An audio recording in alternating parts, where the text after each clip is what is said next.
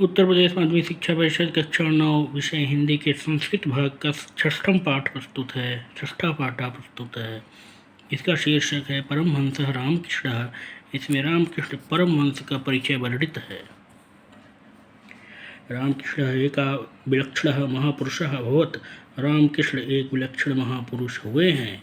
तस्य विषये महात्मना गांधिना उक्तम। उनके विषय में महात्मा गांधी के द्वारा कहा गया है।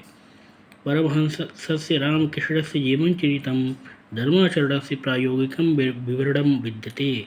परमहंस रामकृष्ण का जीवन चरित्र धर्माचरण का प्रायोगिक विवरण है। तस्य जीवनम् अस्मभ्यम् ईश्वर दर्शनाय शक्ति प्रददाति। उनका जीवन ईश्वर के दर्शन के लिए हमको शक्ति प्रदान करता है। तस्य वचनानि न केवलं कस्यचित् नीरसानि ज्ञानवचनानि। उनके वचन केवल नीरस ज्ञान वचन ही नहीं अपितु तस्य जीवन ग्रंथस्य पृष्ठानि एव अपितु उनके जीवन रूपी ग्रंथ के पृष्ठ ही हैं।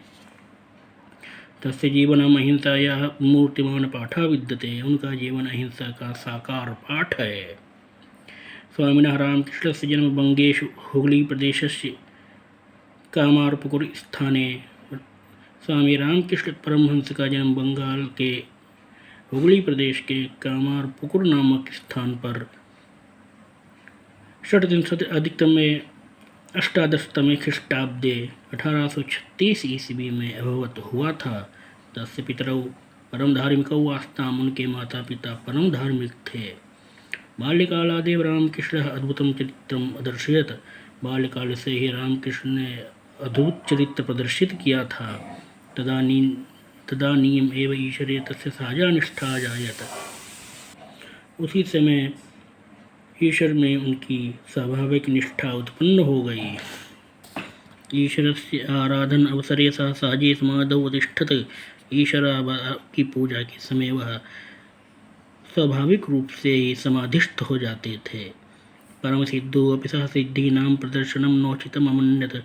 परम सिद्ध होने पर भी वह सिद्धियों का प्रदर्शन उचित नहीं मानते थे। एकदा केनचित् भक्तेन कस्यचित् महिमा एवं वर्णितः। एक बार किसी भक्ति के द्वारा उनकी महिमा इस प्रकार से वर्णित की गई। असौ महात्मा पादुकाभ्यां नदीं तरति। यह महात्मा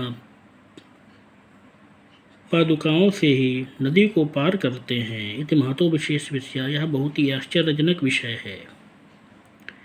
एकदा केनचित् भक्तेन एक बार किसी भक्त के द्वारा कस्यचित् किसी की महिमा एवं वर्णितः। महिमा इस प्रकार से वर्णित की गई। असौ महात्मा वह महात्मा पादुकाभ्याम अपने खड़ाऊ से नदीम तरति नदी को पार करते हैं। इति महतो विस्मयस्य विषयः। यह बहुत ही आश्चर्य का विषय है। परमहंस रामकृष्णः मंदम् हसत् अवदच्च। परमहंस रामकृष्ण मंद रूप से हंसे और बोले, अस्याः सिद्धेः मूल्यं पटद्वयमात्रम्। इस सिद्धि का मूल्य तो मात्र 2 पैसे है। पटद्वयेन नौकया सामान्यो जनः नदीं तरति। 2 पैसों से सामान्य व्यक्ति नदी को पार कर जाता है। अनया सिद्धिया केवलं पटद्वयस्य लाभो भवति। इस सिद्धि से केवल 2 पैसे का लाभ होता है। किं प्रयोजनम् एतादृश्याः सिद्धेः प्रदर्शनेन। ऐसी सिद्धि का प्रदर्शन करने का क्या प्रयोजन, क्या उद्देश्य है। रामकृष्णस्य विषये एवं विधः बहवः कथानकाः प्रसिद्धाः सन्ति। रामकृष्ण के विषय में इस प्रकार से अनेक कथानक प्रसिद्ध हैं।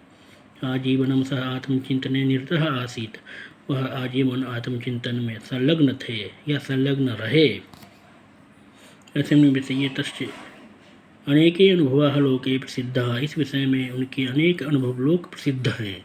तस्य एव वचनेषु तस्य आध्यात्म अनुभवाः वर्णिताः। उन्हीं के वचनों में उनके आध्यात्म के अनुभव वर्णित हैं। जले निमज्जिताः प्राणाः यथा निष्क्रमितुम् आकुलाः भवन्ति। जैसे जल में डूबे हुए प्राण निकलने के लिए आकुल होते हैं। तथैव चेत ईश्वर दर्शनाय अपसुकाः भवन्ति जनाः। उसी प्रकार से ईश्वर के दर्शन के लिए यदि लोग लालायित हो जाएं, तदा तस्य दर्शनं भवितुम् अर्हति। तो उनका दर्शन हो सकता है। किमपि साधनं साधयितुं मत्कृते दिनत्रयाधिकः कालः नैव अपेक्षते।